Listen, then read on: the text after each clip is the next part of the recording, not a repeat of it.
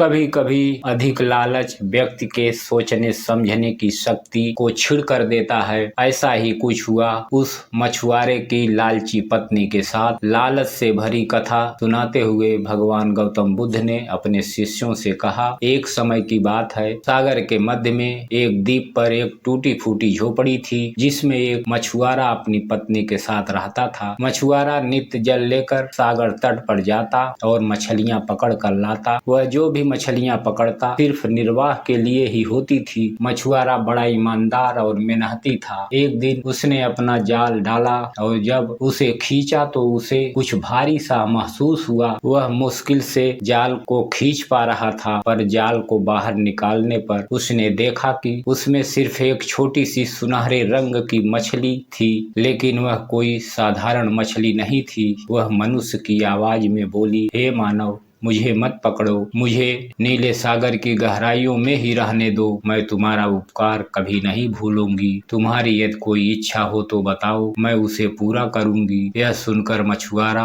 सोच में पड़ गया। उसने कहा, मुझे तुमसे कुछ नहीं चाहिए, जाओ निर्भय होकर नीले सागर में ही विचरण करो। यह कहकर उसने मछली को वापस सागर के जल में ही छोड़ दिया। जब वह घर लौटा तो उसकी पत्नी ने पूछा, आज कितनी मछलियां पकड़ी? मछुआरा बोला, कुछ भी नहीं, आज तो सिर्फ एक छोटी सी सुनहरी मछली जाल में फंसी थी, जिसे मैंने वापस सागर में ही छोड़ दिया। वह मनुष्य की आवाज में बोल रही थी, मुझे छोड़ दो, बदले में कोई इच्छा हो तो बताओ, मैं उसे पूरा करूंगी। मैंने उससे बदले में कुछ भी नहीं मांगा और उसे छोड़ दिया। मछुआरे ने कहा। यह सुनकर उसकी पत्नी क्रोधित होकर बोली, अरे मूर्ख, भाग्य खुलने का एक अच्छा अवसर आया था, तुमने उसे व्यर्थ में कम से कम खाने के लिए रोटी तो मांग ली। सारा दिन सुबह से रात तक वह उसे बुरा भला कहती रही। आखिर मजबूर होकर मछुआरा सागर तट पर सुनहरी मछली से रोटी मांगने के लिए गया। सागर के किनारे खड़े होकर उसने जोर से आवाज लगाई, मछली, ओ सुनहरी मछली, जरा मेरे पास आओ। उसकी आवाज़ सुनकर सुनहरी मछली किनारे पर आई। उसने मछुआरे से पूछा, बोलो क्या चाहिए तुम्हें? मछुआरे ने कहा, मेरी पत्नी मुझ पर बहुत नाराज हो रही है। उसने मुझे तुम्हारे पास रोटी मांगने के लिए भेजा है। मछुआरे ने कहा। मछली के आश्वासन पर मछुआरे ने घर पहुंचकर देखा कि सचमुच वहां पर रोटियों का ढेर लगा हुआ था। पत्नी ने कहा, घर में रोटियों की कमी नहीं है, पर कपड़े धोने वाले टब में छेद हो गया है। जाओ सुनहरी मछली से कपड़े धोने वाला नया टब भी मांग लाओ। मछुआरा पुनः सागर तट पर गया। उसने आवाज लगाई, मछली, ओ सुनहरी मछली, मेरे पास आओ। आवाज सुनकर सुनहरी मछली किनारे पर आई और मछुआरे से पूछा, अब क्या चाहिए तुम्हें? मछुआरे ने बोला, मेरी पत्नी को कपड़े धोने का एक टब चाहिए। मछुआरे ने कहा।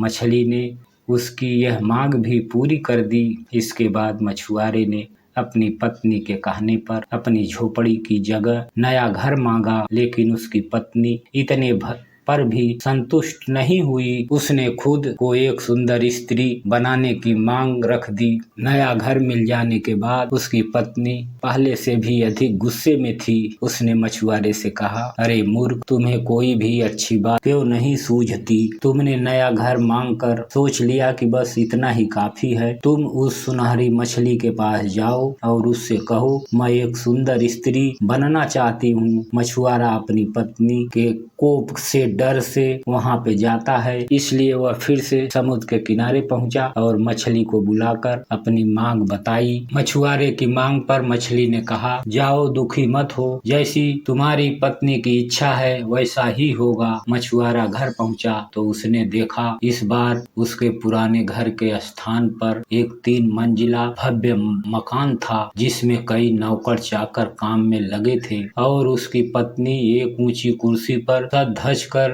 विराजमान थी। उसने अपनी पत्नी से कहा, कैसी हो मेरी सुंदर पत्नी। पत्नी यह सुनकर गुस्से से आग बबूला होकर चीख पड़ी, अरे बेशरम, मेरी जैसी सुंदर स्त्री को अपनी पत्नी कहने की तुम्हारी हिम्मत कैसे हुई। नौकरों, इधर आओ, इस व्यक्ति को पकड़कर 40 चाबुक लगाओ जिससे इसके होश ठिकाने आ जाएं। आदेश पाकर नौकर दौड़ते हुए आए और उसकी गर्दन पकड़कर खींचते हुए अस्तबल में ले गए। वहां उसे चाबुक से इतना मारा कि वह बड़ी मुश्किल से खड़ा हो सका। इसके बाद उसकी पत्नी ने कहा, अब से तुम इस घर के नौकर हो। यह कहकर उसने एक झाड़ू थमाकर पूरे घर की सफाई का कार्य सौंप दिया। बेचारे मछुआरे का जीवन नर्क हो गया। मछुआरा सारा दिन सफाई में ही लगा रहता। गलती होने पर उसकी पीठ पर चाबुक लगाए जाते। वह सोचता, कैसी स्त्री है यह, अच्छे दिन आने पर अब मुझे अपना पति ही नहीं समझती। कुछ दिन बाद उसने पुनः मछुआरे को बुलाया और कहा, जाओ उस सुनहरी मछली को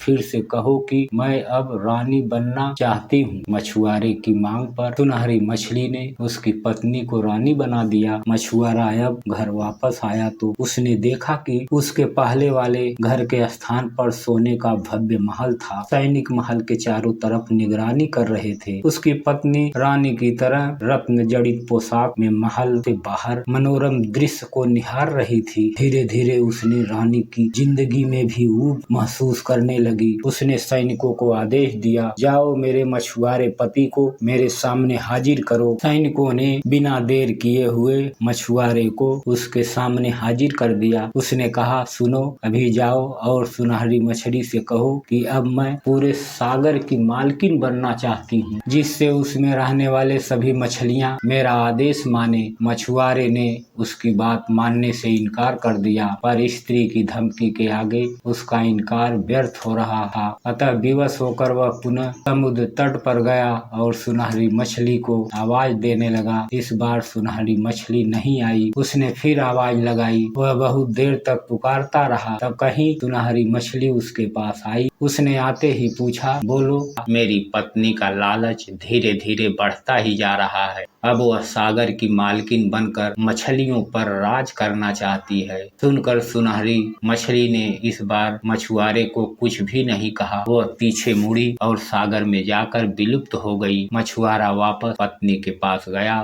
उसने देखा कि महल के स्थान पर अब पहले की ही तरह एक टूटी फूटी झोपड़ी है। नौकर चाकर, सैनिक व बाग बगीचे सभी गायब हो गए। झोपड़ी के अंदर उसकी पत्नी फटे पुराने कपड़ों में दुखी होकर बैठी है। उसे अपने किए पर बड़ा पछतावा हो रहा है। मछुआरा व उसकी पत्नी दोनों पहले की ही तरह जीवन यापन करने लगे। मछुआरा रोज जाल लेकर सागर तट पर मछलियां पकड़ने जाता, पर उसके जाल में सुनहरी मछली फिर कभी नहीं फंसी। तो दोस्तों, आज के लिए बस इतना ही। मिलते हैं अगले वीडियो में। हमारे चैनल को लाइक और सब्सक्राइब जरूर कर लें। आप सभी लोगों का सपोर्ट ही हमारे मनोबल को बढ़ाता है। धन्यवाद। जय हिंद। वंदे मातरम।